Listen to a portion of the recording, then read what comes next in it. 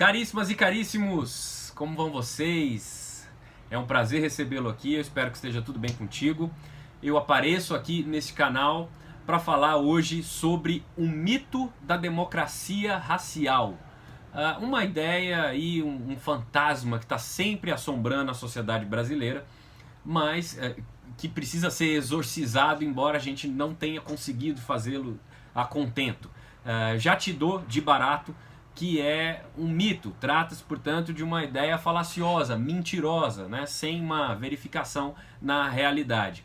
Embora seja uma ideia sempre muito repetida, inclusive por pessoas razoavelmente inteligentes. Talvez seja inclusive o seu caso. Se você é uma dessas pessoas, eu te peço desculpas, mas a minha função aqui é um pouco cortar o seu barato, te mostrar que o Brasil não vive plenamente numa democracia racial, né? Há muitos problemas nessa ideia, esse mito foi sendo construído ao longo da nossa história e é preciso a gente encarar a realidade tal qual ela é. Em primeiro lugar, me perdoe pela deselegância, eu não me apresentei, eu sou Túlio Augustus, professor de Sociologia, é uma satisfação ter você aqui. Inclusive, se é a sua primeira vez, eu te convido a se inscrever aqui no canal. Pois bem, falemos então do mito da democracia racial. A gente pode rastrear as origens dessa ideia a partir do século XIX. E talvez para ter um marco mais claro, nós podemos estabelecer o ano de 1846 como sendo um eixo aqui para essa interpretação. É neste ano que o IGHB, um Instituto Geográfico Histórico Brasileiro, que era uma espécie de entidade que pretendia congregar estudos sobre a formação do Brasil, sobre a versão oficial a respeito do Brasil, né, surgiu com um concurso intitulado Como Escrever a História do Brasil. Nas entrelinhas, o que estava em jogo era como inventar a história do Brasil. Portanto, não é de hoje essa tentação que muitos governantes, que muitos governos têm de reescrever a história, né? De hipervalorizar umas coisas e passar uma borracha em outras coisas que não são tão convenientes para serem contadas. E o processo desse concurso resulta na vitória de um alemão chamado Karl von Martius, que ganha com a tese de que o Brasil era uma confluência por três rios, né? Era uma confluência entre um rio branco, que seria representado pela raça branca, um rio amarelo, que seria representado pelos índios, e um riozinho menor, assim, sem tanta importância, quase um ribeirão, que seria a raça negra. E a confluência dessas três aí formaria a identidade nacional. É importante dizer que o von Martius, ele era um intelectual que veio com a comitiva da princesa Leopoldina, que veio da Áustria para se casar com o Dom Pedro I.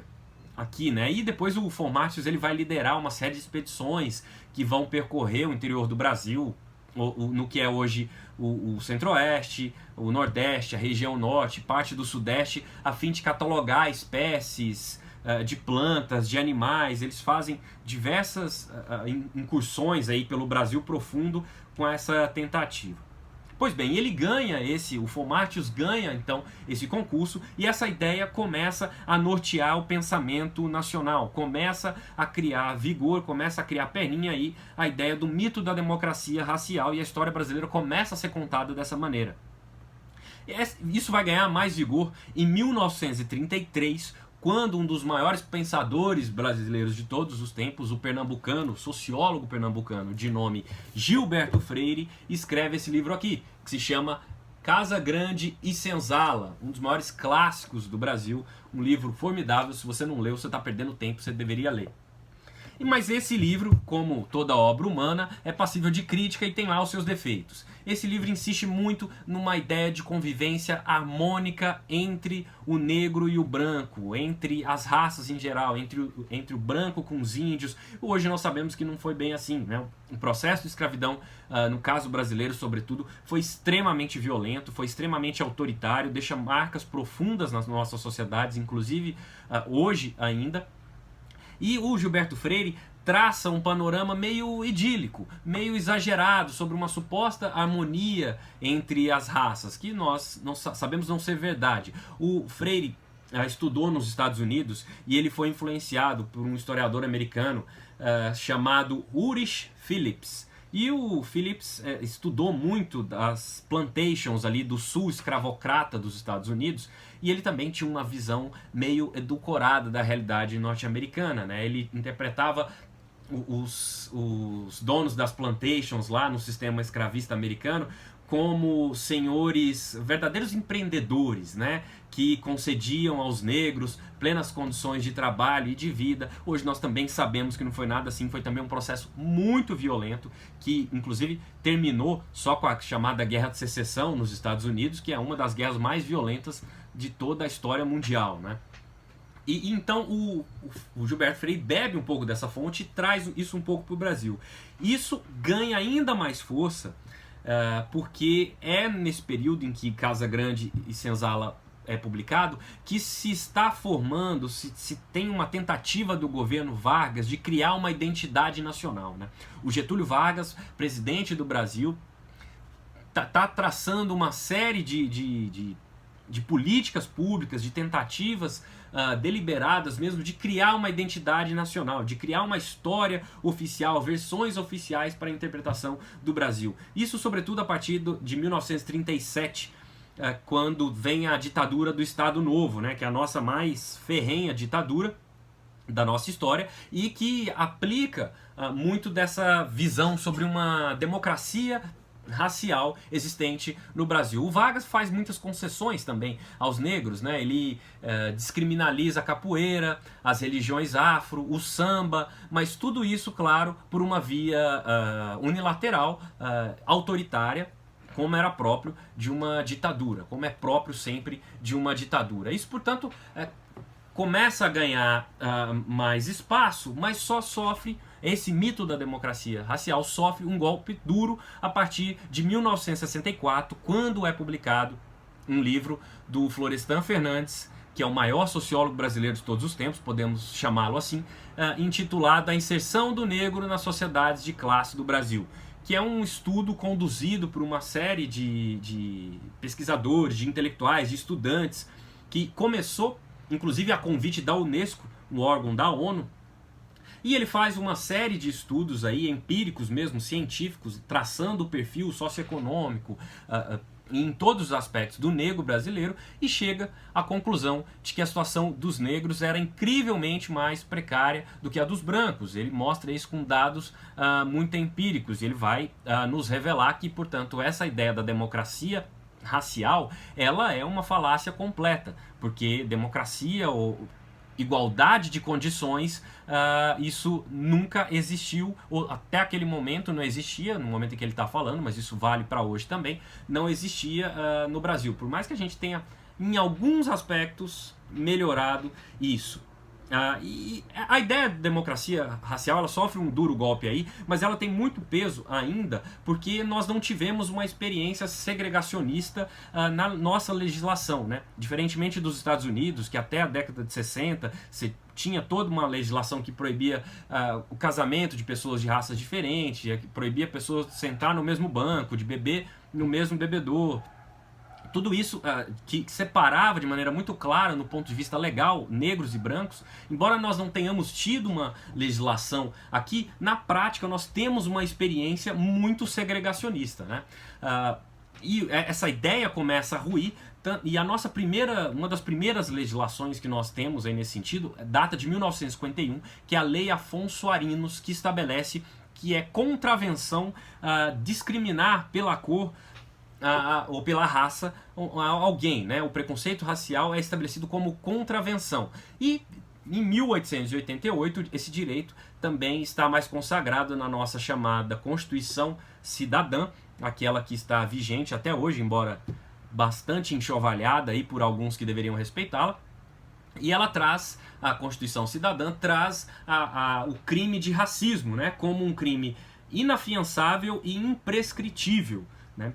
Mas nós sabemos, e aí já com base no Levi-Strauss, que é um grande antropólogo, nós sabemos que nenhuma regra é criada sem que haja o desejo prévio de burlá-la. Isso é, quando a gente cria uma regra, a gente tem sempre uma vontade, um pendor, uma tendência em transgredir essa regra. E por isso que a regra é criada. Ou seja, no caso brasileiro, a gente cria esses mecanismos todos porque a gente sabe que na prática o racismo ele está institucionalizado, ele está muito presente entre nós e hoje nós já temos mais consciência de que o racismo se estrutura entre nós de inúmeras formas. E é por isso se fala no racismo estrutural, que bem a grosso modo seria esse racismo através das estruturas e que não se dá através de atos discriminatórios práticos ou diretos, né?